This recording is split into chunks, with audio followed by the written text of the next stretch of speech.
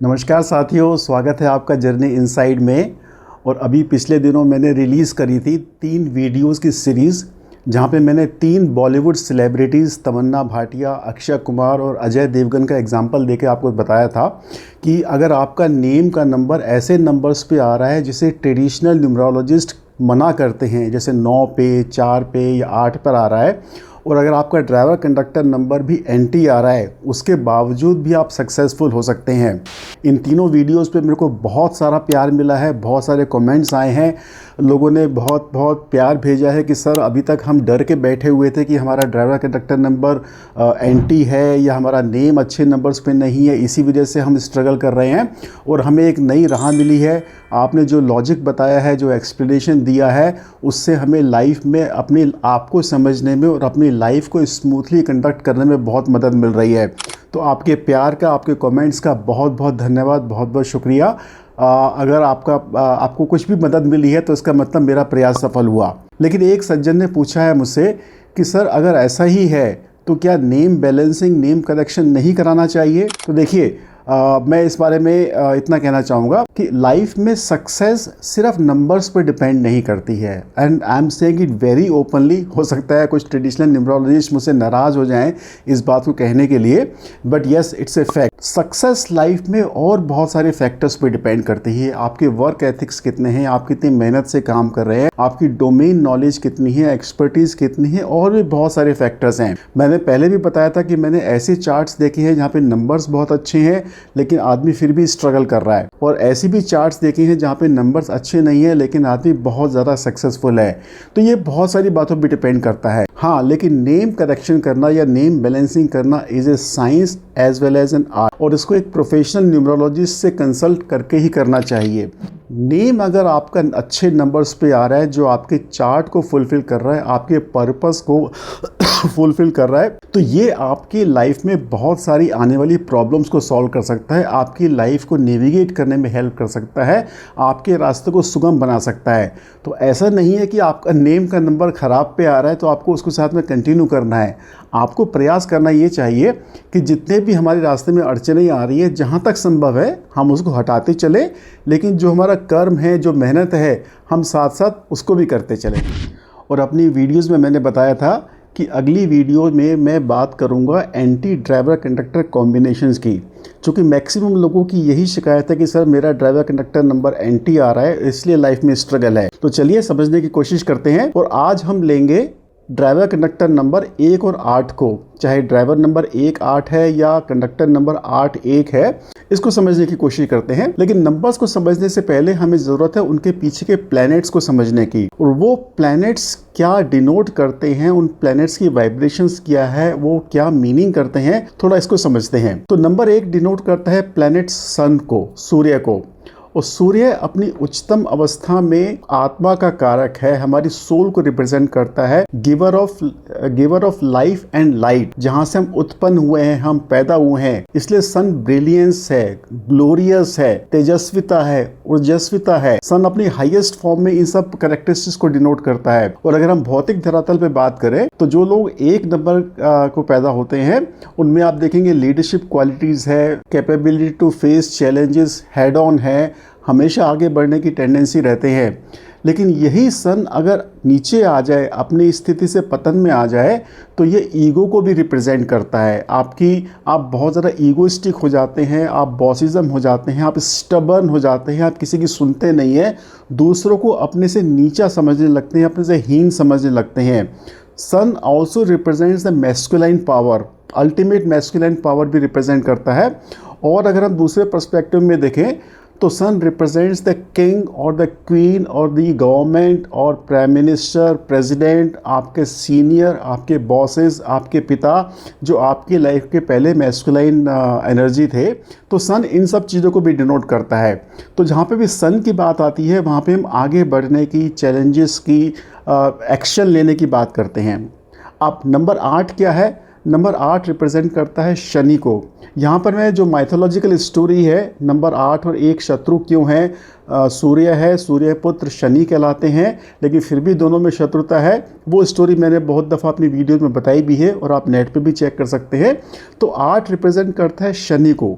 शनि है मासेस, आम जनता, और शनि बात करता है कर्मठता की, शनि बात करता है डिसिप्लिन की, शनि बात करता है good for the larger public, जहाँ पर सब लोगों का भला हो। और आप देखेंगे कि ट्रेडिशनल सोसाइटीज़ में या किसी भी सोसाइटी में रूलिंग क्लास और वर्किंग क्लास या जनरल क्लास का एक टसल, एक संघर्ष हमेशा से चलता रहा है। जब जब ruling class out of balance हुई है और अपने से नीचे आके अपने ईगो में, अहंकार में आई है, तब तक मासेस उसके अगेंस्ट में खड़े हुए हैं। चाहे भारत की स्वतंत्रता संग्राम आप देख लीजिए, जब अंग्रेज एक हद से आगे बढ़ गए तो पब्लिक ने उनको उखाड़ फेंका।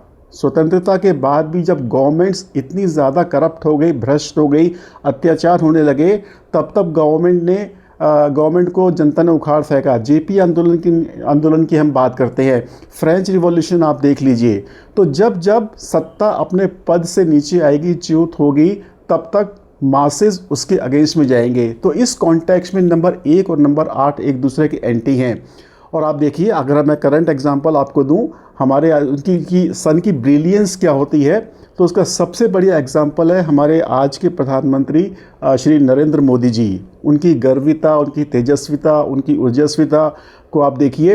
पिछले 11 साल से अनवरत, बिना थके, बिना एक भी दिन अवकाश लिए वो देश की जनता के लिए, देश के लिए लगातार काम कर रहे हैं। और इतना ज़्यादा प्यार देश की जनता को उनको मिल रहा है, जिसके वो हकदार भी हैं और जिसकी वजह से वो सत्ता में टिके भी हुए हैं। अभी आप देख लीजिए, ट्रंप ने 50% का टैरिफ लगाया और कुछ विपक्षी पार्टियों का विलाप छोड़ के देश में कहीं भी कोई ऐसा आवाज़ नहीं उठी जो प्रधानमंत्री मोदी के साथ में ना हो। तो अगर नंबर 1 अपने पद से नीचे नहीं आ रहा है, तो 8 नंबर भी उसको सपोर्ट करने वाला है। And this is the key to navigate if your driver conductor is 1 and 8।